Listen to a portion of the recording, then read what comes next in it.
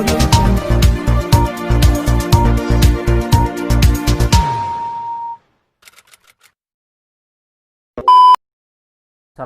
warahmatullahi wabarakatuh. Selamat pagi, salam sejahtera untuk kita semua.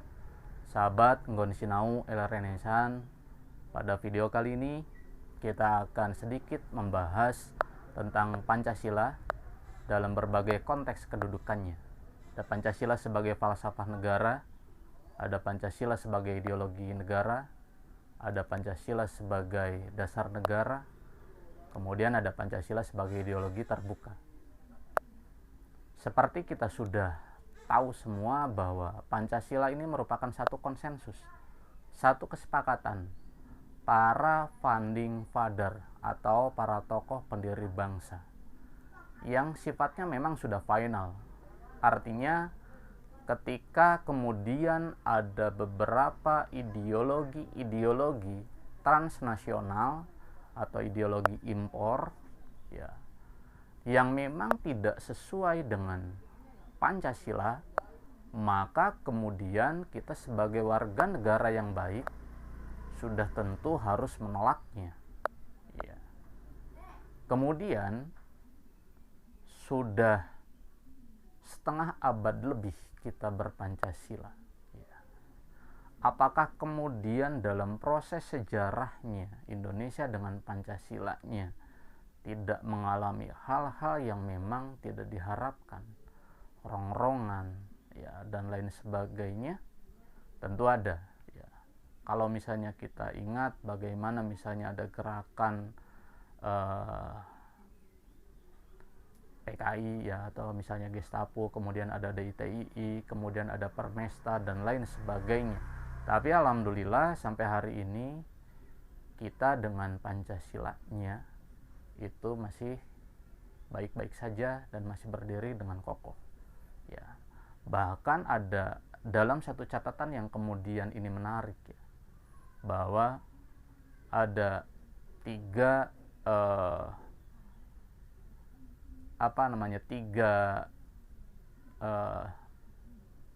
kesepakatan ya, yang kekuatannya itu lebih dari Leninisme atau Stalinisme. Artinya kekuatannya lebih dari 70 tahun. Ya. Ada Magna Carta di Inggris, ada Declaration of Independence ya di Amerika. Kemudian ada demokrasi Pancasila di Indonesia. Ya. Kemudian dari kajian sejarah misalnya bahwa proses perumusan Pancasila ini mengalami proses yang cukup panjang. Ada perdebatan di dalamnya, ada perbedaan pandangan, ada perbedaan pendapat. Ya, itu adalah sesuatu yang sangat wajar. Ya, kita tahu bahwa adanya sidang BPUPKI, itu ada sidang pertama dan sidang kedua. Bahwa pada sidang pertama misalnya ada 3 tokoh yang cukup vokal pada saat itu mengusulkan yang sifatnya pribadi ya, mengenai tentang dasar negara ya. Ada Muhammad Yamin, kemudian ada Supomo, kemudian ada Insinyur Soekarno. Kemudian pada sidang BPUPKI kedua misalnya ada kita kenal Panitia 9 ya, atau ya panitia yang terdiri atas 9 orang dalam sidang BPUPKI kedua. Ya, kita tahu ada Insinyur Soekarno, ada Muhammad Hatta, kemudian ada K. Haji Wahid Hasyim, ya, kemudian ada Abi Kusno, kemudian ada Kahar Muzakir dan lain sebagainya. Ya, sampai kemudian dirumuskanlah 5 dasar, 5 prinsip, 5 asas yang kemudian kita kenal hari ini dengan istilah Pancasila.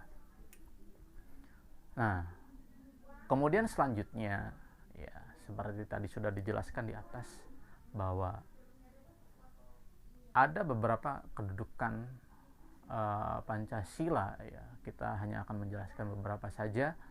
Yang pertama adalah Pancasila sebagai falsafah negara. Ya. Pancasila sebagai falsafah negara ini memiliki pengertian sama dan mutlak bagi seluruh tumpah darah Indonesia. Kita tahu Indonesia itu didirikan dengan berbagai macam kompleksitas, ya, agama, suku, adat istiadat dan lain sebagainya, kan gitu. Kemudian harus ada yang mampu mewakili keragaman tadi, kompleksitas tadi. Ya, saya kira yang paling ideal adalah Pancasila. Kemudian dalam konteks Pancasila sebagai falsafah negara ini memiliki fungsi mampu memberikan dan mencari kebenaran yang substansi tentang hakikat negara, tentang ide negara, tentang tujuan bernegara. Ya. Nah, kemudian pandangan integralistiknya dalam Pancasila sebagai falsafah negara yaitu Bhinneka Tunggal Ika. Ya, berbeda-beda tetapi satu juga, atau berbeda-beda tetapi satu tujuan. Ya. Kemudian sistem filsafatnya yaitu bahwa antara sila satu dengan sila yang lainnya ini memiliki korelasi yang cukup erat. Artinya dalam konteks ini kita tidak hanya bisa melakukan atau melaksanakan satu atau dua sila saja, tapi harus secara keseluruhan, karena antara sila satu dengan sila yang lainnya ini berhubungan. Nah, kemudian yang kedua, Pancasila sebagai ideologi negara. Ya. Pengertiannya adalah nilai-nilai yang terkandung di dalam Pancasila ini menjadi cita-cita normatif dalam penyelenggaraan kehidupan berbangsa dan bernegara. Ya.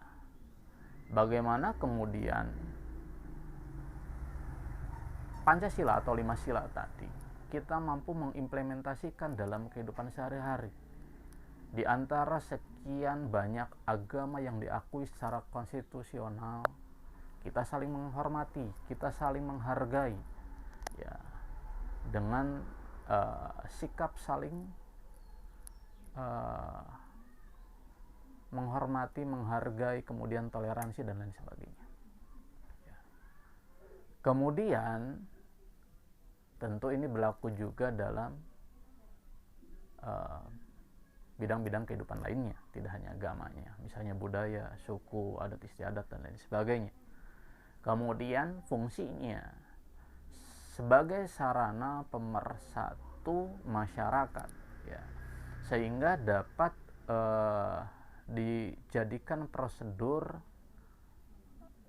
ketika ada persoalan-persoalan, ketika ada permasalahan-permasalahan atau ketika ada konflik-konflik yang terjadi. Kemudian yang ketiga yaitu Pancasila sebagai dasar negara, ya. Pancasila sebagai dasar negara ini memiliki pengertian bahwa mengatur seluruh tatanan kehidupan bangsa serta negara Indonesia.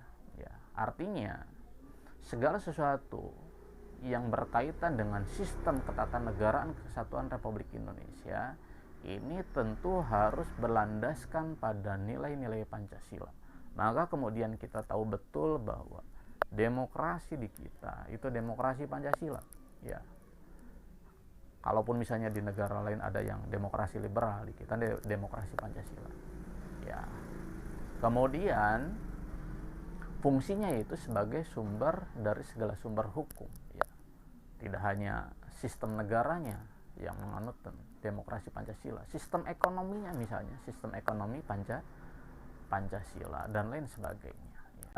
Kemudian selanjutnya yaitu Pancasila sebagai ideologi terbuka, ya. Pancasila sebagai ideologi terbuka ini memiliki pengertian bahwa Pancasila dapat menyesuaikan dan diterapkan dari dinamika yang kemudian terjadi di Indonesia dan dunia. Akan tetapi kemudian tidak menghilangkan nilai-nilai Pancasila itu sendiri, gitu ya. Kita tahu betul bahwa Pancasila ini uh, asli lahir dari bumi Indonesia, dari budaya Indonesia, dari adat istiadat Indonesia, kemudian dari kondisi keragaman yang ada di Indonesia dan lain sebagainya, ya. Atau misalnya dalam analogi lain, misalnya ketika ada budaya luar ya yang coba masuk ke Indonesia, ketika itu memang dianggap baik dan tidak bertentangan dengan nilai Pancasila, itu boleh-boleh saja misalnya, ya. Tapi ketika misalnya itu dianggap tidak sesuai dengan nilai-nilai Pancasila, maka kemudian kita wajib menolak. Ya, intinya dalam konteks Pancasila sebagai ideologi terbuka, ya, Indonesia betul-betul membuka diri, membuka pemikiran, ya, dengan Pancasilanya. Maka sampai hari ini pun Indonesia masih melakukan hubungan-hubungan bilateral, ya, dengan dunia luar dan lain sebagainya. Mungkin itu saja beberapa pembahasan mengenai tentang Pancasila. Mudah-mudahan ada manfaatnya. Ya, salam Indonesia. Wallahul muwaffiq ila aqwamit thoriq. Assalamualaikum warahmatullahi wabarakatuh.